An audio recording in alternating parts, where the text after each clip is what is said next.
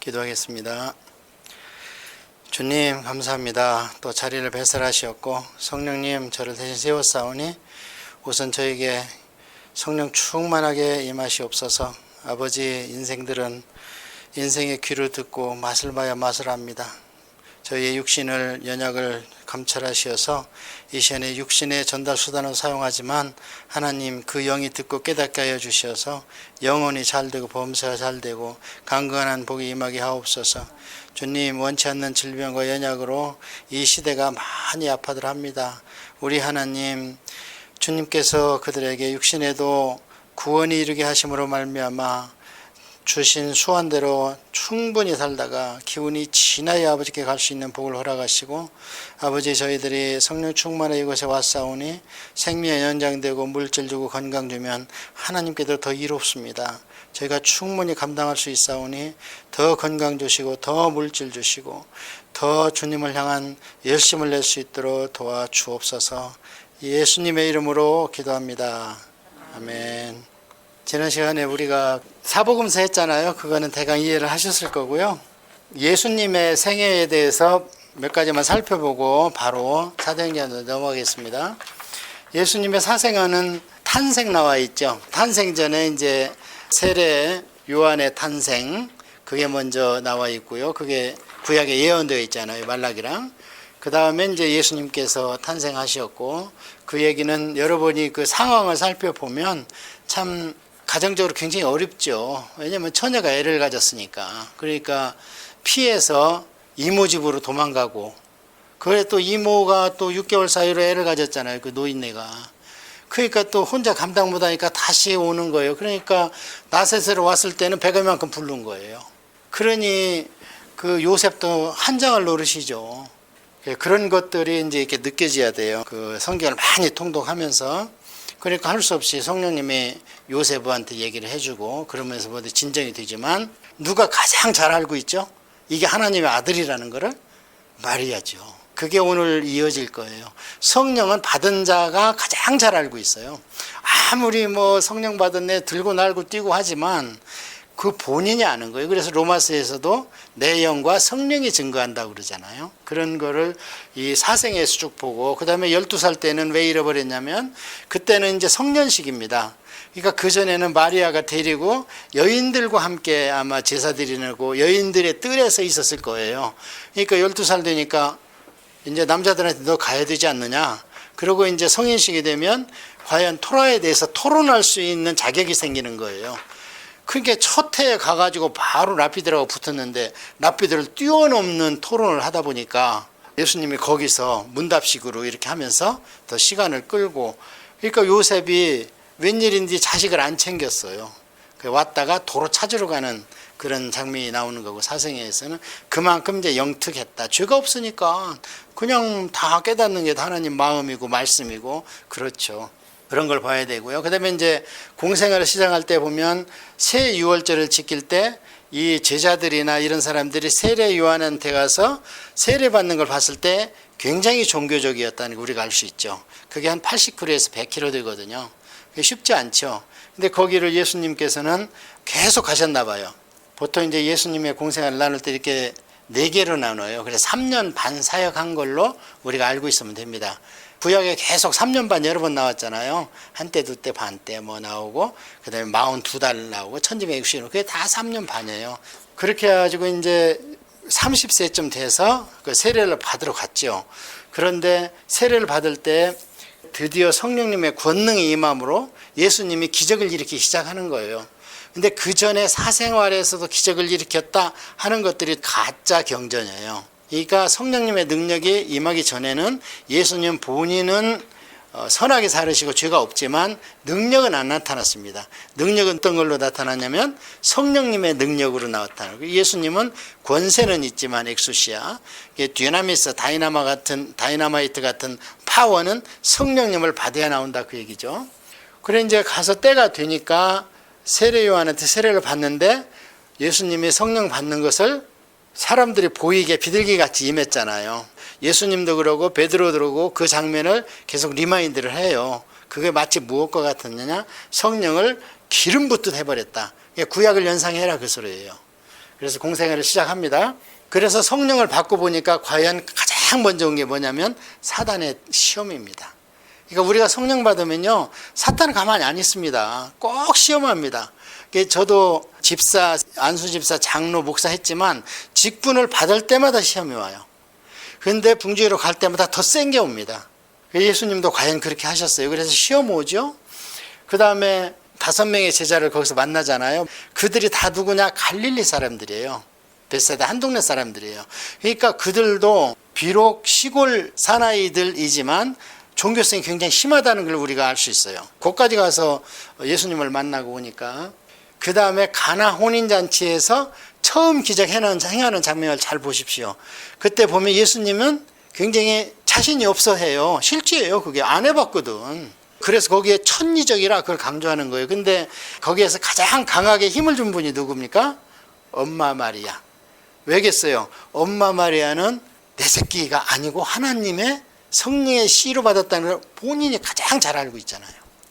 그러니까 때가 됐다. 그러니까 해라 하니까 말씀에 순종하니까 과연 천지적이 딱 일어나잖아요. 그 다음에 이제 예수님께서 이 나사렛에 살았거든요. 여기에 이제 공생애를 시작하려니까 이 가버나움이 통하는 길목에 있습니다. 그래서 이 가버나움에 세관이 있어요. 지금처럼 국세청이 아니고 관세청, 세관이 있습니다. 그래서 마태가 가버나움의 세관에 있었습니다. 뽕나무에 올라간 삭개오는 세리장입니다. 세리장은 뭐냐면 한 동네를 경매를 붙여요. 로마에서. 예를 들어서 여기 캘거리 비드를 붙여. 그러면 나는 얼마 걷어주겠습니다. 얼마 걷어주겠습니다 하고 딱 해요. 그러면 1년에 나는 100만 불 걷어서 로마에 드리겠습니다 하고 제일 많이 걔가 얘기를 하면 그래 너 세리장 해. 그러고 이제 얼마를 걷든 지 마음이요. 그 대신 분란이 일어나면 안 돼. 거기서. 그게 이제 삭개오였습니다. 그러니까 마태는 삭개오보다는 굉장히 국제적인 마인드가 있었죠. 그래서 마태가 여기 가버나움에 있었고요. 그래서 예수님께서 이제 사역을 하려니까 나사렛은 조그마한 산동네예요. 저희도 가봤는데. 그런데 이 가버나움 국제 도시로 가야 되겠죠. 그래서 여기 가서 집을 봅니다. 그 다음에 이제 공생애에서 전도 사업을 시작하면서 이제 가버나움으로 이사를 가서 그 뒤에는 계속 가버나움 얘기가 나오는 거고요. 그래서 이제 이렇게 6월절 3번을 지내고 마지막 3번째 6월절에 이제 예수님이 돌아가십니다. 그렇게 해서 정리를 하고요. 지도가 이게 이제 베레아니, 데가볼리, 드라고닛 이런 데가 지금으로 얘기하면 여기 카운티 정도? 그러니까 광역지역, 그레이트 에어리어입니다. 이게 뭐 예를 들어서 데카볼리 그러면 데카가 열이니까 10동네가 모여있는 광역지역. 제가 토론토 살 때는 GTA 그러더라고요. 그리고 이제 얘가 베레아. 이게 이제 오늘 공부할 사도행전의 베레아하고는 틀립니다. 베니게, 갈릴리 여기에서 주로 이제 활동을 하셨고요. 가버나움에서 예루살렘까지는 한 100km 정도 됩니다. 그 다음에 이 나사렛에서 가버나움까지는 한 40km 정도 됩니다. 그래서 이 지명이 눈에 들어와야 이제 성경을 통독할 때 지금 거기 계시구나 그러고요. 주님은 주로 이 예루살렘에서 사역은 별로 안 하세요. 왜 하냐면 자꾸 잡아 죽이려고 그러잖아요. 근데 주님은 자기 사명이 있기 때문에 또 더군다나 6월절이 아니면 죽을 수가 없어요. 그래서 가서 명절에 참석했다가 다시 돌아오고 참석했다가 돌아오고 하는 것들이 이제 성경에 있는데 나중에는 이 가버나움하고 나사렛 회당에서 설교를 하는데 여기 예루살렘에서까지 쫓아와서 제사장하고 바리새인들이 예수님을 잡아서 죽이려고 하는 것들을 엿볼 수가 있습니다. 그래서 예수님은 오셔서 바로 십자가도 지실 수가 있지만 그렇게 되면은 대속이 할 수 있죠. 하나님 입장에서는 죄가 없는 사람이 죽으니까 다른 사람의 죄를 대신해 죽었거나 볼 수 있지만 첫째 사람들이 그걸 인정을 안 할 겁니다. 우리를 대신해 죽었다는 것을. 그래서 3년 반의 공생애를 꼭 죄 없이 살으셔야 됐고 그 다음에 두 번째는 이제 믿는 자들이 앞으로 이렇게 너희들도 죄사함 받고 성령 받아야 승리하는 삶을 살 수 있다. 그것을 모본된 삶이다. 모범이고 본이 되는 삶이다. 예수님이 오셔서 하신 일은 두 가지예요. 성도로서 마땅히 살아야 될 그런 모범이고 본되는 삶을 사셨고 두 번째는 이제 대속의 삶, 십자가를 지셨고 그 두 가지를 우리가 아시면 됩니다. 자, 그 다음에 마태, 마가, 누가는 공관, 같은 관점에서 봤다. 이거는 인간 예수라는 관점에서 봤다. 그 다음에 그럼 요한복음은 복음서는 복음서인데 왜 공관복음이 안 들어갔느냐? 요한복음은 영적인 관점이다. 예수님을 참신, 참 인간의 관점에서 봤다. 그래서 요한복음은 태초에 말씀이 계시고 이 말씀이 이제 로고스인데 말씀이 하나님과 함께 있었다. 그렇게 말씀을 드렸고요. 그래서 마태복음은 기록되었으되 이루어졌다. 그 말씀이 응하려 함이라. 그렇기 때문에 마태복음은 구약을 알고 있는 유대 기독교인들을 상대로 써뒀다. 그래서 구약이 성취된 거고요. 무려 350회나 구약을 인용을 해놨습니다. 그래서 이 구약을 모르면 마태복음은 이해할 수가 없다. 그 당시에 가장 기독교로 개정되는데 큰 비중을 차지한 것은 사도 바울의 초기 사역까지 유대인이 목적이었어요.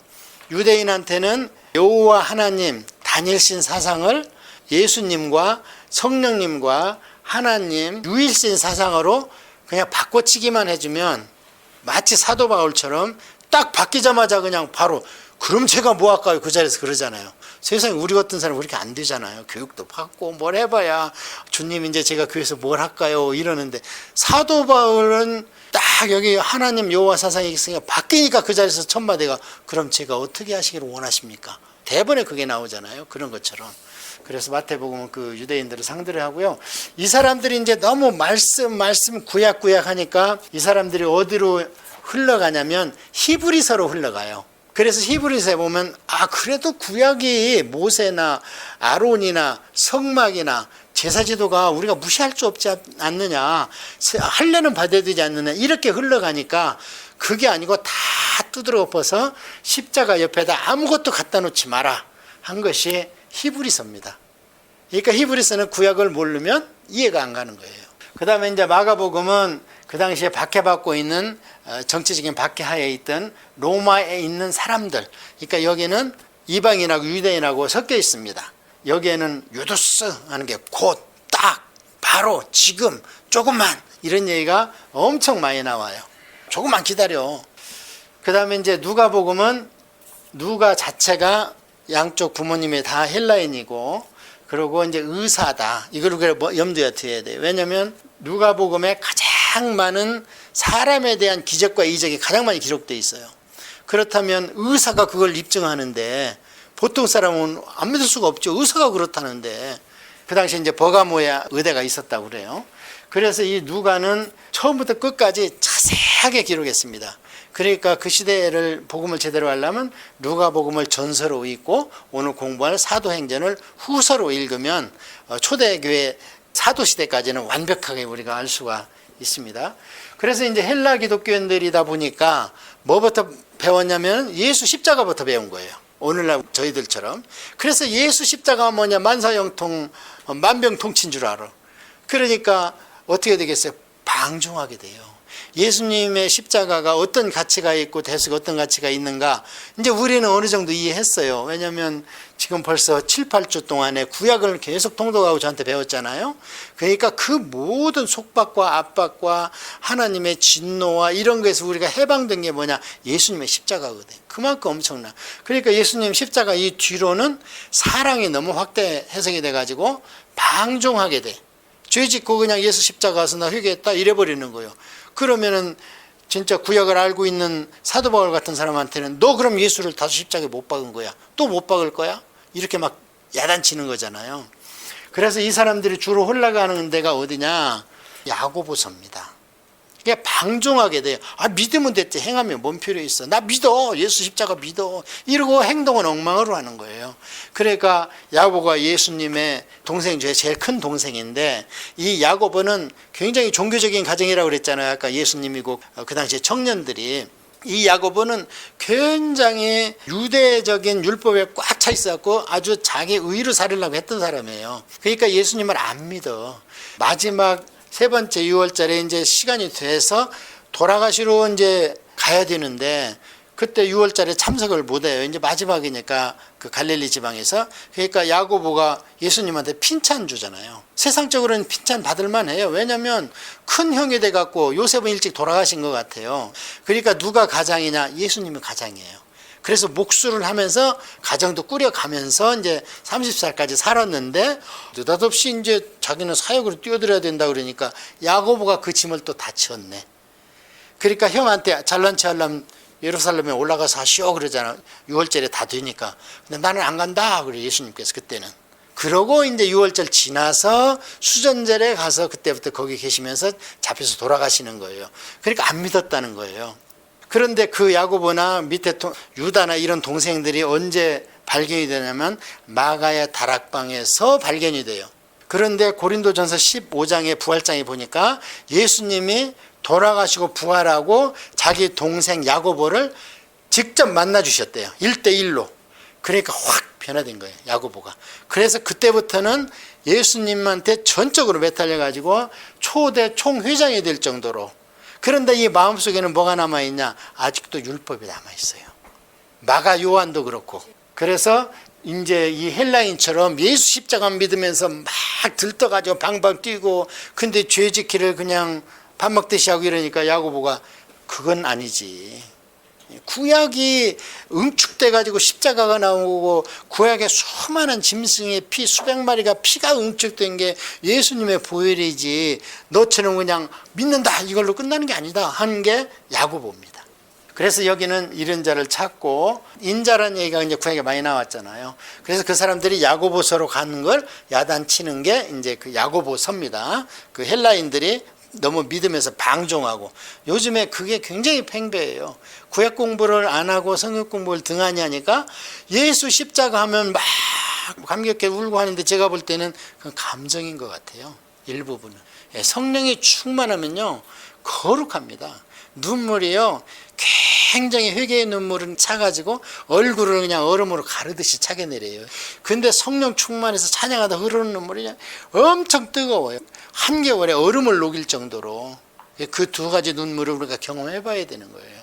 자, 그 다음에 이제 요한복음은 그렇게 살다 보니까 예수님은 너희들이 잘 기록했어. 그러나 내가 그 뒤로 한 20, 30년 더 살다 보니까 예수님은 신이시야.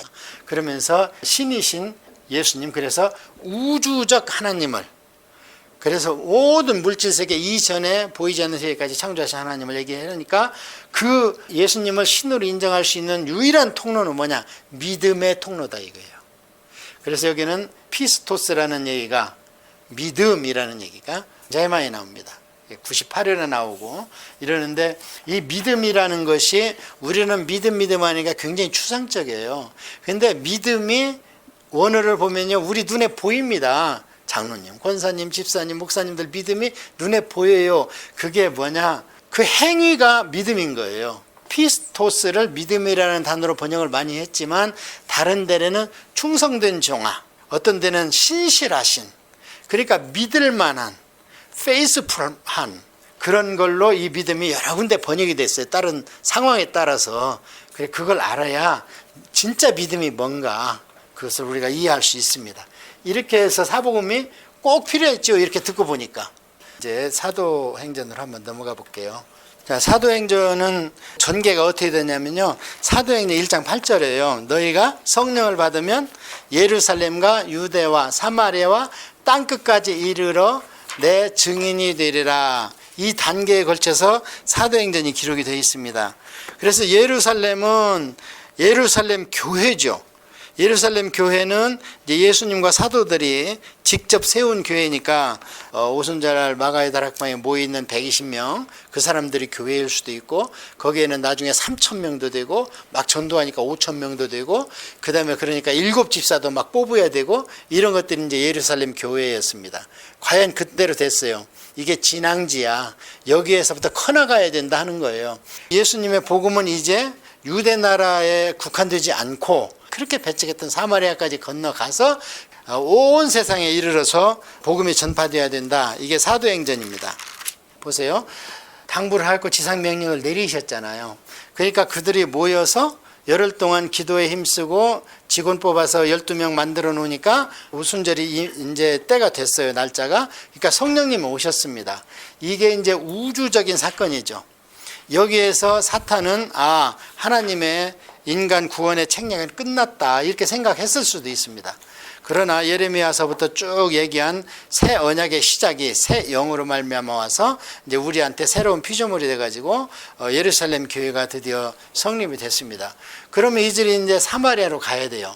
그 다음에 이들이 이제 이방 세계로 가는데 그 징검다리가 어디냐? 안디옥 교회거든요. 근데 거기까지 가는데 상당히 힘들어합니다. 물론 세상적으로 이제 잡아서 죽이려고 그러고 이단으로 규정이 이미 돼버렸거든요. AD 90년에 나사렛 예수교는 이단이다 그랬어요. 얌니아라는 회의를 열었어요. 유대인들이. 자꾸 기승을 부리니까 기독교인들이.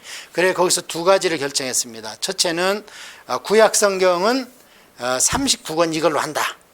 결정을 했고요. 에스라가 벌써 한 500년 전에 집대성 해놓은 거를 이제 그때부터는 말씀하면서 공부를 지속하니까 그래서 이것에 구약 39권에 어긋나는 것은 이단이다.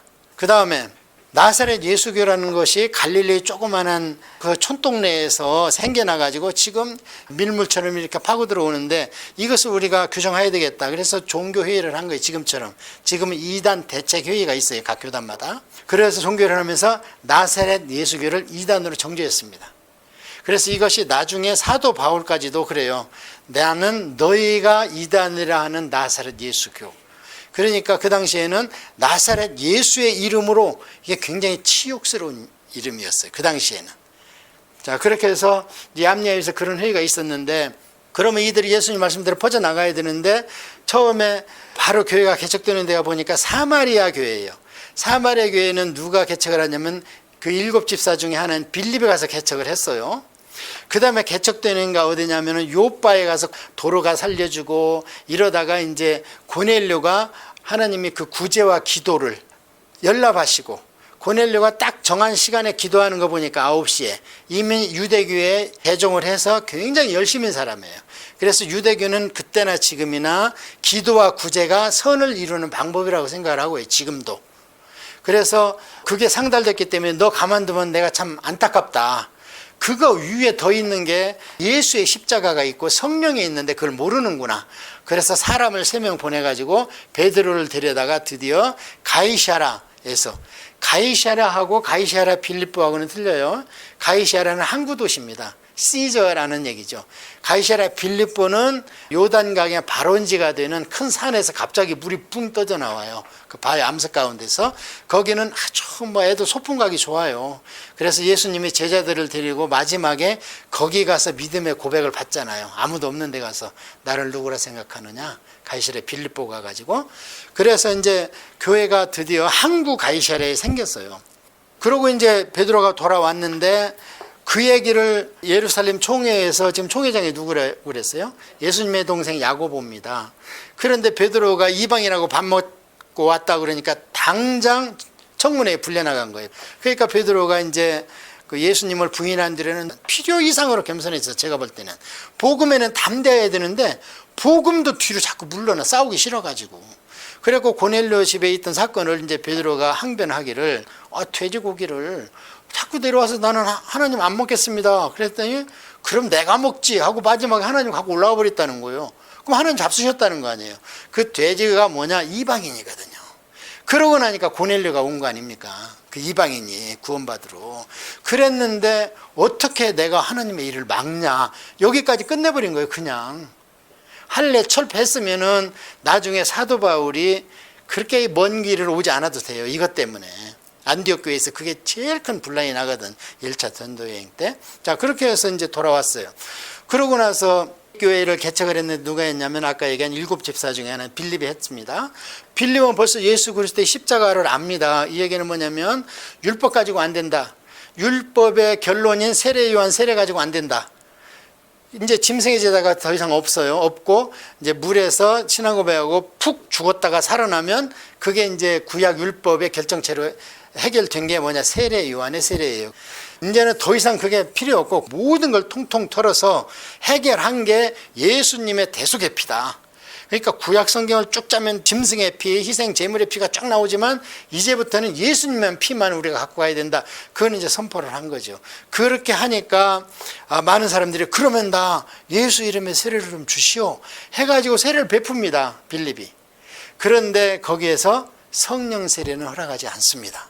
그런데 아까 얘기한 고넬료는 더 유대 지방이지만 사도 베드로가 얘기를 하니까 세례도 받기 전에 그냥 성령 세례가 임해버리니까 그런데 내가 어떻게 세례를 안 주랴 하면서 세례를 줘요. 그러니까 성령 세례가 먼저 와버린 거예요. 거기는. 자, 그렇게 하고 빌립은 이제 또 하나 하나님 눈에 딱한 사람이 이제 이디오피아 그 재무장관 간다게 넷이 하나가 왔다 가는데 이게 얼마나 유대 종교적이냐면 그 멀리서 와가지고 그 다음에 그 소가죽 율법책을 사간다는 게 거의 뭐 집안채 값이거든요. 그거 쓰다가 저절로 죽은 소, 그 다음에 송아지, 그 다음에 쓰다가 하나 틀리면 그거 싹 무효, 다시 갖다가 써야 되고 하나님 여호와의 이름이 나오면 또 다시 모욕하고 와서 써야 되고 이러니까 얼마나 비쌌겠어요. 그러니까 그것까지 사서 간다 이 말이에요. 이 사람이 그 얼마나 종교심이만. 하나님 보니까 안타까운 거예요. 혼자 새 책 사서 기분 좋아서 읽고 가는데 뭔 뜻인지를 몰라. 이사야를 읽는데. 그러니까 빌립을 데려다가 그냥 앉혀놓고 거기서부터 풀어서 예수 그리스도의 도를 가르치잖아요. 그러니까 십자가의 대속을 가르친 거예요. 그러니까 이제 내가 깨달았구나. 그러면 내가 이제 물세례를 받는데 뭘 거리끼냐. 그러니까 가다가 물가에서 내려가 세례받고 빌립은 다시 사마리아 교회로 성령이 데리고 와버리시고 그런데 그때 성령 세례를 못 받습니다. 자, 그렇게 해서 사마리아 교회 그렇게 교회가 생겼다. 빌립이 물세례를 주고 있다. 근데 가르치기는 예수 그리스도의 십자가를 가르치고 있다 하니까 예루살렘 총회에서 그러면 여기서 지도자가 가야지. 이게 교회의 질서예요. 그러니까 아무리 기적 이적이 나타나고 앞을 보고 뭘 다 해도 상당히 유의해서 봐야 된다는 거예요. 지금 미국에서 젊은이 하나가 지금 난리 피고 난리인데 자기가 그냥 옥사 안수를 해버리. 자기가 뿌리도 없이 뭣도 없이. 그러니까 이 영적 세계를 모르니까 성도들이 다 글로 빨려 들어가. 아프리카나 남미 쪽에 내려가서 사역을 하면 막 수십만이 몰리고 그래요. 무슨 전도사라고 그러더라고요. 저는 잃어버렸어요. 그렇게 하라는 거예요. 은사자는. 그러나 성경대로 하라는 거예요. 지금 그렇게 하니까 베드로와 요한이 사마리아 교회에 가서 빌립이 집회하고 이미 교회가 섰어요. 그 빌립이 가르치기도 하고 하니까 막 마술사 시몬도 나도 세례 받고 싶다 세례 받았어요. 그런데 베드로와 요한이 와서 그냥 기도하니까 성령이 임해가지고 마가의 다락방에 났던 일이 똑같은 일이 일어났다. 베드로가 그렇게 얘기를 해요. 그러면서 드디어 이들이 사도들이 받은 성령을 거기도 나눠줬어요. 이것을 임퓨테이션이라 그래요. 요즘에는 신사도 하는 애들이 임파테이션을 많이 써요. 근데 원래는 임퓨테이션이 돼요. IMPU. 그게 뭐가 틀리냐면 임파테이션은 임파트 띄어서 나눠주는 거예요. 댓글 띄어서. 임퓨테이션은 그런 물질적인 관념이 아니라 주님의 속성을 하나님의 영을 내가 받은 것을 띄어서 주는 게 아니라 나눠주는 거예요. 그러니까 손실이 난다 이런 게 없어요. 루스된다는 것이. 그래서 임퓨테이션이 일어났어요.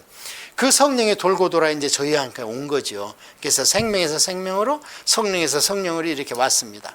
그렇게 해가지고 거기에 사마리아 교회가 생겼는데 그렇게 성령 세례를 베풀고 베드로와 요한이 예루살렘으로 돌아와 버려요. 예수님 말씀 안 지키고 있죠. 목숨을 내놓고 가야지. 그러니까 예수님이 꽝 친 게 뭐예요? 베드로와 야고보를 옥에 가둬가지고 야고보를 순교시키고 그게 첫 순교자입니다. 사도 요한의 형이잖아요. 그 예수님의 이종. 그래서 죽이고 이제 순교시키니까 막 백성이 좋아하니까 인기 얻기 위해서 헤롯이 베드로를 갖다 가뒀는데 베드로는 어떻게 해요? 성령을 받아가지고 언제 죽을지도 모르는 게 겉옷도 훌떡 벗고 그냥 얼마나 코를 골고 자는지 천사가 발로 막 툭툭 친다잖아요. 그래야 깬데 그러니까 벌써 성령 받고 충만하니까 죽음을 초월해버린 거예요. 어떻게 가느냐가 문제지. 뭐 이거는 예수님도 그렇게 말씀하셨다. 주인을 이렇게 박해를 한다면 종들이야 오직 더 박해하겠냐. 각오해라. 믿는 자는 세상 가운데에서 깨워서 보냈는데 베드로가 이제 더 이상 거기에 머물 수가 없잖아요. 보니까 잡아 죽이니까. 그래서 베드로가 그 뒤로는 안 나타나. 베드로 전서 후서에만 좀 나타나고. 그런데 문제 여기서 좀 생각할 건 뭐냐면 사도들도 여기가 조사오니 계속 예루살렘 오는 거예요. 그러다 보니까 이제 드디어 복음이 막 전달되는데 교회는 안 생기고 이게 어디까지 갔냐? 안디옥까지 간 거예요. 그래서 안디옥 교회가 생기고, 그러면은 주님의 사도가 가야지 교회가 되잖아요. 그런데 또 안 가, 아무도 안 간다 그래. 거기를 누가 가냐? 바나바가 가는 거예요. 충실한 장로, 전 재산 바치고, 얼마나 신실한지. 그냥 요셉인데 이름도 바나바로 바꿔줘 버려. 사람들이 모든 사람을 섬기고 화해시키고 이런 사람이라는 거예요. 그러니까 칼살 먹고 쭈삣쭈삣 하니까 바나바가 제가 가겠습니다. 갔는데 바나바는 지금 뭐가 약해? 말씀이 약한 거예요. 그리고 사도가 아니에요.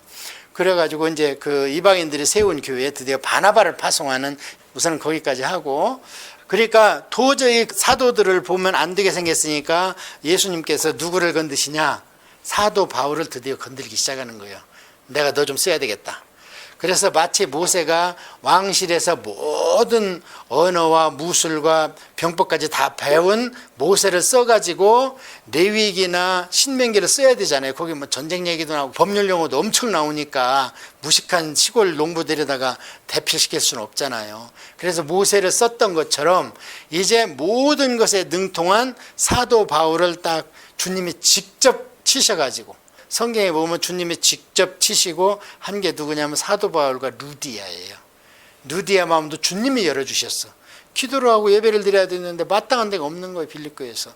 그리고 이제 사도 바울은 다메섹의 도상에서 주님이 딱 쳐가지고 하니까 아까 얘기한 것처럼 그냥 봉사되면서 이제 뭐 하겠어요. 절망감 가운데 내가 4일간 봉사되게 하리라 말씀도 안 주시고 눈이 싹 멀어버렸으니까 그 가운데서 주님을 만나고, 그래서 그때 이제 예수 기독교로 개종을 하고, 그런데 바로 성령 충만이 안 오고 이제 아나니아를 환상으로 보여줘가지고 아나니아한테 사도 바울을 안수하니까 성령이 충만함에 비늘이 뜯어지고 드디어 신유의 역사가 거기서 일어났잖아요. 치유의 역사가. 그런 것을 이제 우리가 볼 수 있지요. 그러니까 아나니아는 이미 사도들한테 성령 세례를 임퓨테이션을 받은 것 같아요. 그렇게 해가지고 이제 거기서 바톤 터치가 됩니다. 그게 어디냐면은 13장이에요. 12장까지 나오는 사도 바울은 회심 사건 얘기. 그 다음에 예수님께서 공생에 시작한 것처럼 사도 바울도 드디어 자기의 전형적인 생애는 이방인의 일꾼이기 때문에 전도 여행으로 사도 바울의 일생을 볼 줄 알아야 됩니다. 그 전에는 뭐냐? 준비 기간이에요.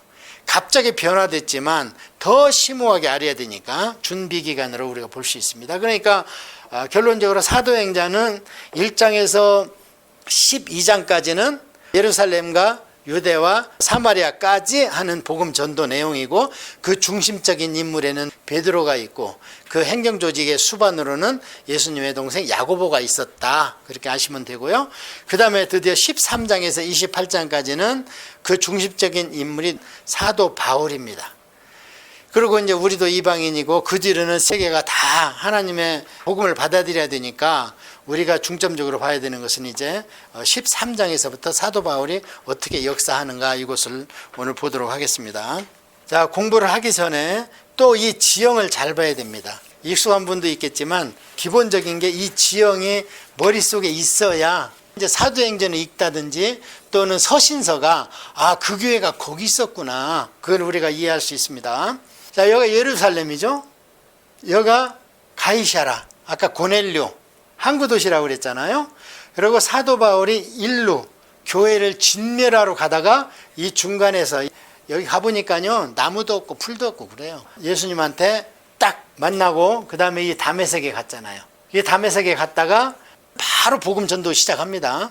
그래서 아라비아 가서 있다가 그 다음에 다메섹으로 다시 갔는데, 여기서 죽이려고 하니까 광주리 타고 내려와서 드디어 성지인 예루살렘에 왔는데 아무도 안 반겨줘요.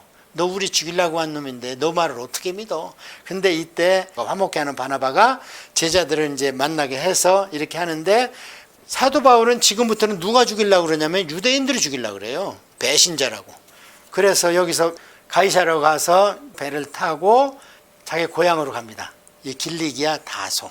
그래서 여기에 보면 하얀 글씨는 아까 얘기한 그레이트 에어리어, 광역 지역이에요. 지금 우리로 얘기하면은 프로빈스 정도 됩니다. 그러면 이스라엘은 어디에 속하겠어요? 시리아 지역에 속하는 거예요. 시리아의 예루살렘, 시리아의 안디옥. 그래서 수리 안독 그러잖아요. 이 안디옥은 안티오커스 이 사람이 지배할 때 뭐 여기 안디옥 한 열 몇 개가 있었대요. 안디옥이라는 도시 이름이. 그래서 여기는 특별히 우리가 수리아 안디옥 이렇게 외우고 있어야 돼요.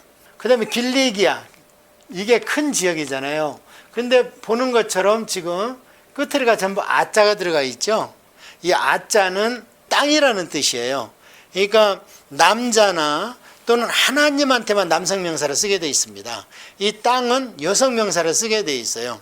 그래서 아자를 붙여줘요. 그래서 아시아 그러면 동쪽에 있는 땅 그 소리입니다. 그러니까 우리도 동쪽에 있죠. 그런데 우리 쪽 아시아로 성령이 못 가게 했다가 아니라 여기 아시아 지역을 얘기하는 거예요. 우리 쪽 아시아 올라면 아직 수천 킬로 떨어져 있죠. 이제 우리가 구분하기 위해서 소아시아 이렇게 불러줘요. 그러니까 동쪽에 있는 땅 그 뜻입니다. 그 중심은 어디에 있느냐? 헬라죠. 헬라에서 볼 때 해 뜨는 쪽 땅 이 뜻입니다. 그 유럽은 원래는 유로아예요. 서쪽에 있는 땅이다 그 뜻입니다. 그래서 아자가 들리면은 아 이게 큰 지역이구나. 그 안에 있는 이런 게 이제 도시 이름이에요. 빌립보, 드로아, 버가모, 에베소, 아덴, 고린도 이런 것들이. 이제 그것을 우리가 머릿속에 딱 넣어놓고 볼 줄 알아야 됩니다. 자, 그러면 이제 사도 바울의 3번에 걸친 여행 1지 3차와 그 다음에 여행 전 사도 바울의 준비 기간, 그 다음에 성경에 나와 있는 3차 여행 이후에 사도 바울이 더 여행을 했습니다. 그것이 사도행전 28장에서 그게 갇히고 로마에 있는 것까지 나왔지만 다른 성경에 나와 있어요. 그러니까 그 성경은 제가 언급을 하지 않을게요. 너무 많기 때문에. 자, 사도 바울이 다메섹에서 변화됐고 그 다음에 아라비아 가서 3년간 혼자 독대 또는 베두인 그들을 상대로 전도를 했다고 했는데 그거는 전해지지 않습니다. 그 다음에 이제 예루살렘과 사도들을 만나서 사귀려고 했는데 안 되니까 15일 만에 다시 배를 태워가지고 길리기아 다소로 보냈는데 여기에서 무려 10년, 그러니까 10년 동안 이 길리기아 다소에서 이제 뭐 했겠어요? 하나님 나라 복음을 전도하고 전도사, 강도사 생활을 시작한 거예요, 이때. 그러면서 여기에서 갈라디아가 가깝기 때문에 이때 갈라디아 교회가 세워지지 않았는가 하는 사람이 있고, 이제 나중에 더 돌아가면 1차 전도여행 때 여기까지 가니까 그때 세워졌다 하는 사람도 있어요. 그래서 여기서 10년간 있었는데 서두에 언급한 것처럼 교회가 사마리아와 가이사랴에 생겼지만 사도들이 안 가니까 안디옥에 자생교회가 생겼는데 자생교회에 드디어 이방인들이 언급됩니다.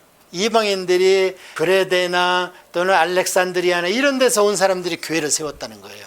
그럼 보나마나 여기는 지금 사도들이 없기 때문에 예수 그리스도에 대해서는 가르쳐지지만 성령 세례는 허락하지 않습니다. 성령 세례를 허락하면 무슨 일이 나느냐? 그들이 쓴 책이 나중에 성경이 돼버려요. 그래서 이 교회가 생겼다는 얘기를 듣고 예루살렘에서 야 교회 생겼대 어떡하냐? 그러니까 바나바가 장로님이 간 거예요, 일로. 그런데 여기 가서 보니까 헤매기고 그냥 대전문에서 될 일이 아니라 말씀으로 전도를 해야 되게 하거든요. 그러니까 우리가 참 마음 사는 것도 중요하지만 진짜 복음으로 확 찔러야 돼요. 그래서 이 바나바가 언뜻 생각한 게 누구냐? 바울이에요. 그 지식과 그게 너무나 아까운데 예루살렘 교회가 안 받아들여가지고 고향으로 보냈잖아. 아무도 없는 데로. 그러니까 여기 가서 사도 바울을 데리고 와서 안디옥에 앉혀놓습니다. 그때만 해도 바울이라고 안 하고 사울이라고 그래요. 이름이 언급되는 데 보면 맨 끝에 가 있어. 그러니까 전도사 서리 정도로 인정을 해준 거예요. 그래서 사도 바울이 오면 그냥 다음 날부터 뭐냐? 말씀 공부예요. 다른 거 없어요. 말씀을 한 1년 해버리니까 하나님이 옳다 됐다 이제. 너희들이 여기를 베이스 캠프를 해서 이제 복음을 전해야 되겠다. 그러면 누가 갈까 하고 금식하고 기도하고 있는데 하나님이 딱 찍은 게 누굽니까? 이제 목사급 되는 가르치는 은사가 있는 사도 바울하고 제일 잘 섬기는 수석 장로를 뽑아내버리는 거예요. 바나바를. 두 지도자를 뽑아서 너희들이 가라는 거예요. 그러니까 지금으로서는 도저히 이해가 안 가죠. 그러니까 제일 쓸만한 사람을 뽑아내버린 거예요, 그 교회에서. 자, 그렇게 해가지고 이제 어디로 가냐면 이 구브로로 갑니다. 이 구브로가 지금도 키프로스죠. 그래서 성경을 읽을 때 구브로 섬, 그레데 섬, 멜리데 섬을 우리가 머릿속에 둬야 됩니다. 무슨 일이 있었는가? 구브로는 키프로스라이가 바나바의 고향입니다. 그러니까 아마 기도 중에 바나바한테 하나님께서 네 고향부터 가라. 그래야 네가 낯설지 않지. 사도 바울은 어차피 낯설다. 그렇게 생각한 것 같아요. 그리고 보나마나 구부로 가서 바나바 하면 모든 사람한테 평판이 최고 아니겠어요. 그게 평판이 좋아야 전도를 하지. 가서 나쁜 짓 하는 사람이 갑자기 예수 믿는다고 와가지고 예수 믿어라 그러면은 어떻게 하겠어요. 그러니까 오늘날 한국교회가 많이 반성할 점이 있어요. 세계적인 큰 도둑놈을 감옥에서 전도받았다고 안수해가지고 나중에 목사 받고는 하이 간증하고 돌아다니더니 일본 가서 도둑들에다 걸쳐버렸잖아요. 김대둔가 원 세상에. 그런 거 굉장히 조심해야 돼요. 그냥 평신도로 섬기면 돼요. 진짜. 뭐하러 지도자가 되냐고. 아니어도 한 사람 많은데. 자, 그 얘기를 하기 전에 안디옥 교회를 세웠는데 예루살렘이 흉년이 들어가지고 먹을 게 없다는 거예요. 더군다나 흉년이 아니라도 못 먹어요. 왜요? 이단에 속해 있잖아요. 지금 예루살렘에서 보면. 그러니까 공직도 안 되고 거래가 안 돼. 상거래가. 이 상거래가 안 되는 게 나중에 세계 단일 정부까지 연결이 됩니다. 그 다음에 로마 정부 때 상거래가 안 되잖아요. 그래서 뭘 있어야 되냐? 제사 증명서가 있어야 돼요. 그게 666입니다. 이제 향후에 제사 증명서가 있어야 여행도 갈 수 있고 이단한테 제사를 드렸다는 거예요. 물물 교환을 해요. 그래서 그때 기독교인들은 어떻게 살아남았냐? 기독교인들이나 유대교인들의 장점은요, 선하게 산다는 거예요. 그러니까 겉으로는 욕하는데 속으로는 다른 이방 사람들이 흠모해요, 그 삶을. 그러니까 로마의 왕실까지 들어가잖아요. 유대교인도 들어가고 기독교인도 들어가고. 그래서 이웃이 야, 너 예수 믿는 것 때문에 물건 못 사지? 내 거 빌려줄게. 이래서 살아남은 거예요. 이때 안디옥에서 1차 선교여행을 떠나기 전에 예루살렘이 먹고 살기 힘들다 그래서 구제 헌금을 해서 예루살렘에 가서 구제를 합니다. 지금 이것도 거꾸로 돼 있죠.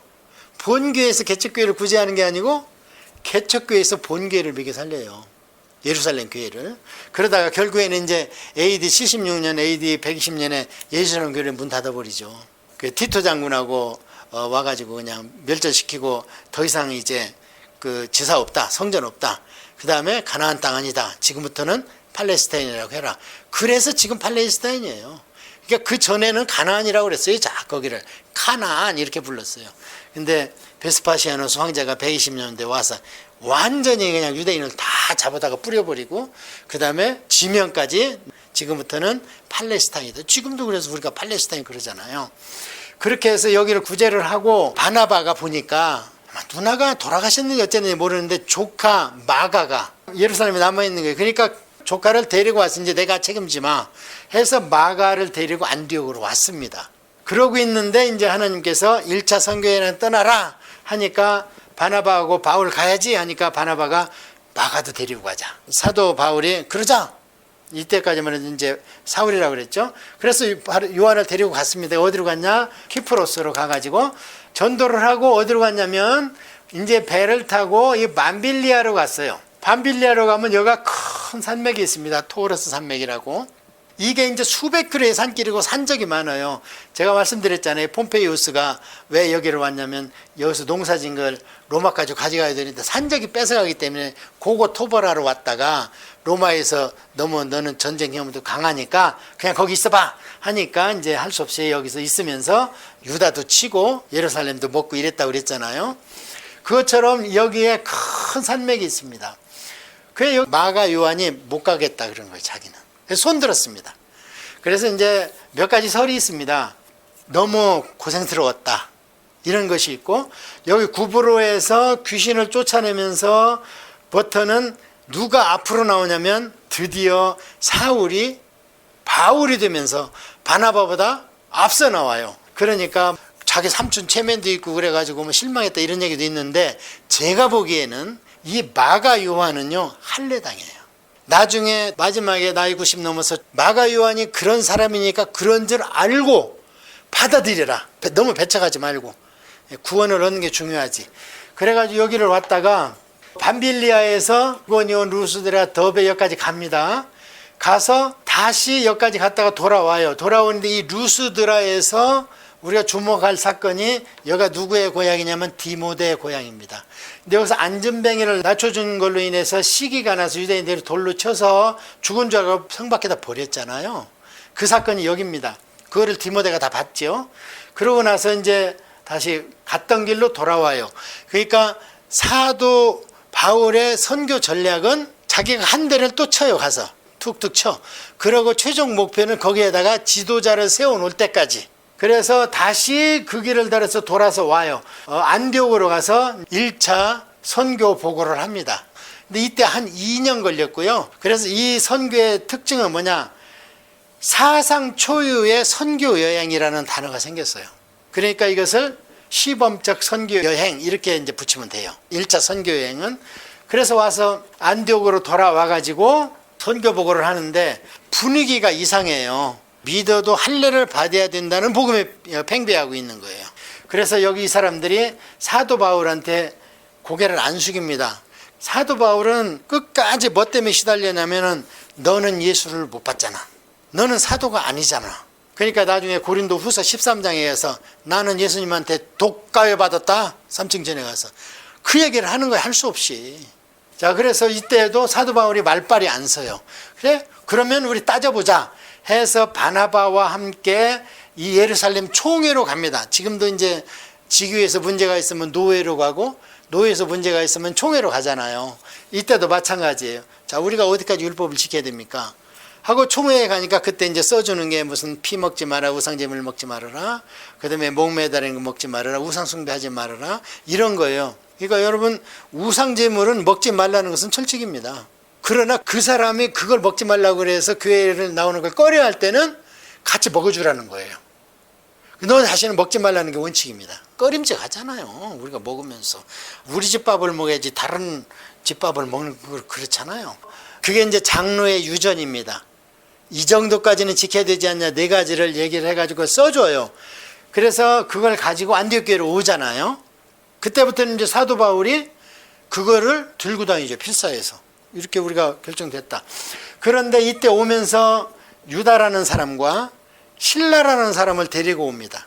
왜냐하면 어디를 갔다 오더니 장로 유전이라고 가죽종에다 써왔는데 안디옥 교회에 있는 사람들이 뭐 어떻게 믿냐고, 이거를 너희대로 유조한 거 아니야 할 수 있으니까 이 당시에 상당히 유명한 성령이 충만한 유다와 신라라는 일꾼을 데리고 가면, 이때 사도가 또 안 따라가요. 사도만 가면 한 방에 끝나는데. 그래가지고 그들이 이 보증인으로 일로 따라가요. 따라가서 그걸 보증하고 선포하고 그들은 다시 예루살렘에 또 돌아옵니다. 그런데 돌아갔더라 했는데 그 성경구절 사도행전에다가 신라는 남았더라 이렇게 써놓아야 돼요. 여러분이 통독하다가. 왜냐하면 이때부터는 신라는 안디옥에 있습니다. 자, 그러고 있다가 이제 안정이 되니까 선교여행 또 가야지 해보니까 되잖아. 1차 해보니까. 그래서 바나바한테 야 가자. 그러니까 바나바가 그래 가자 하는데 또 누구를 챙기냐면 조카를 챙겨요. 마가를. 그러니까 바울이 안 돼. 시간 없어. 저번에 못 따라온 애를 왜 데리고 가려고 그래. 그러니까 바나바는 근데 어떻게 또 이게 조카인데. 그냥 고집을 해서 성경에 심하게 다퉜다는 얘기 거기 나오는 거예요. 심하게 다퉜나 봐, 굉장히. 그러니까 바나바는 그래 그럼 알았어. 나는 내 조카를 포기할 수 없다. 그 다음에 사도 바울은 무슨 얘기야. 나는 빨리빨리 실적 올려가지고 주님 앞에 상급거리 쌓아야 돼. 그래가지고 이제 이것을 그렇게 나눠요. 어떤 사람은 관계 위주다, 어떤 사람은 실적 위주다, 막 그래요. 어쨌든 2팀이 됐어요. 그러니까 선교팀이 2팀이 된 거예요. 그러니까 교회에서 좀 다툼이 있어야 됩니다. 그 사도 바울이 그렇게 얘기합니다. 교회에서 다툼이 있어야 어떻게든 전하는 것은 예수 아니냐. 그러니까 소위 얘기하는 정통교단이 있잖아요. 장로교, 순복음, 뭐 성결, 예수 그리스도의 십자가, 그 다음에 그 옆에다 다른 거를 안 놓는 교단은 정통교단이에요. 그런데 이 사람들은 뭐가 틀리냐면은 예를 들어서 뭐 예정론이다. 성결교회는 성결해야지. 신부교회는 믿음은 그래서 성령으로 방언도 하고 좀 해야 되지 않냐. 이런 거를 중요시 할 뿐이지 소위 말하는 우리 구원론의 그 교리는요 다 인정하는 거예요. 하나님 예정했고 부르시고 의롭다 하시고 양자 삼고, 양자가 이제 상속자 삼았다는 거거든요. 우리가 이제 성화되어 가야 되고 나중에 죽어서 영화된다, 다 인정합니다. 그리고 예수 그리스도의 보혈이고 일요일로 우리가 지키기로 하나님께 신약 때 맹세했다. 그러니까 일요일날 모여야 된다. 이런 헌법이 다 인정을 해요. 그러면은 그거는 이단이 아니에요. 근데 거기서 벗어나면 이단이 되는 거죠. 그래서 다툼으로 하나 시기로 하나 전해지는 거는 예수다 그러잖아요. 사도 바울이. 그 정도로 마음이 좀 너그러워야 돼요. 자, 그래가지고 바나바와 마가는 어디로 가느냐? 구부로 자기들 했던데 고향으로 다시 가요. 그러고 나서 이제 성경에서 사라졌어요. 더 했을 겁니다. 그런데 왜 사라졌는가? 성경은 구속사의 흐름이기 때문에 이제 바울을 쫓아가는 거예요. 그래서 바울은 비록 우리는 싸웠지만 중복되게 갈 필요 없다. 네가 가서 해라. 우리 복음은 이제 알았지 뭔지. 그렇게 됐고요. 이제 참고로 여기서 지금 사도 바울하고 마가하고 사이가 상당히 안 좋겠죠. 그런데 바울 서신을 보면 화해가 돼가지고 엄청나게 충성된 종이 돼요. 심지어 로마 감옥까지 왔다가. 그러니까 나중에 디모데 후서에 보면 내가 마가 그 젊은 애를 한 번 더 보고 싶다 그래요. 한 번 더 좀 오라고 해라. 이 거리가 2000km가 넘는데 오라는 거예요. 보고 싶다고.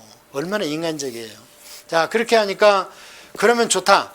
나는 그러면 신라를 데리고 가겠다. 그래서 지금부터 2차 전도 여행인데 2차 전도 여행의 특징은 뭐냐? 동역자를 구하는 겁니다. 차후에 3차 전도 여행은 성경을 문서 선교를 하는 거예요. 여기는 동역 선교를 하는 겁니다. 그래서 여기에서 가려면 어디를 거쳐야 되냐? 다소를 거쳐야 됩니다. 다소는 사도 바울의 고향이잖아요. 이때는 한 4000km를 도는데 다소를 거치면은 이제 사도 바울은 또 자기가 개천 교회를 또 돌아보겠죠. 그게 거쳐가지고 어디로 가냐? 1차 전도여행에 들렸던 데를 다시 경유해서 갑니다. 지금 그러면 1차 전도여행에 개척한 교회를 3번째 타치하는 거예요. 나중에 3차 전도여행에서 한 번 더 타치하고 끝입니다. 그래서 어디로 가냐? 더베르에서 루스드라로 가요. 그러니까 이 루스드라에 있던 디모데는 지금 엄마와 외할머니 유네가와 로이스로부터 신앙을 전수받았고 아빠는 헬라인이에요. 그런데 할례를 안 했어요. 할례를 안 하니까 그래 그래도 나 사람 필요하다. 그래갖고 데려가. 그러니까 회당에서 야 너 왜 이단 따라가려고 그래? 걔들은 할례도 안 해 이러잖아 지금 유대교에서. 그러니까 디모데야 할례하자. 그래가지고 할례를 하고 데리고 가요. 그래서 디모데는 한쪽이 유대인이고 한쪽이 헬라인이지만 할례를 함으로 해서 여기 합류를 합니다. 그래가지고 여기쯤 갔는데 아이 가려고 하니까 못 가게 하시는 거예요 성령님이. 그래가지고 다시 위로 그럼 올라갈까? 하니까 위로도 못 가게 하는 거예요 성령님이. 그럼 어디에요? 하니까 갑자기 여기에서 환상을 보게 돼요. 가서 우리를 좀 도와달라 그래요. 그래서 그 환상 중에 나온 사람이 누구냐? 누가라고 봅니다. 그래서 이 환상을 보고 이 드로아로 갔는데 이 드로아는 이제 우리가 거기에 나오는 그 오디세이에 나오는 트로이는 아니고요. 목마 전쟁 나오는 거 아니고 일로 딱 건너가는데 드로아를 건너가면서 여러 도시가 나오지만 이 빌립보가 데살로니가의 첫 성이다 그래요. 첫 성이다가 처음 입성한 성이라가 아니고 제일 큰 성이다 그 소리예요. 이 중에서.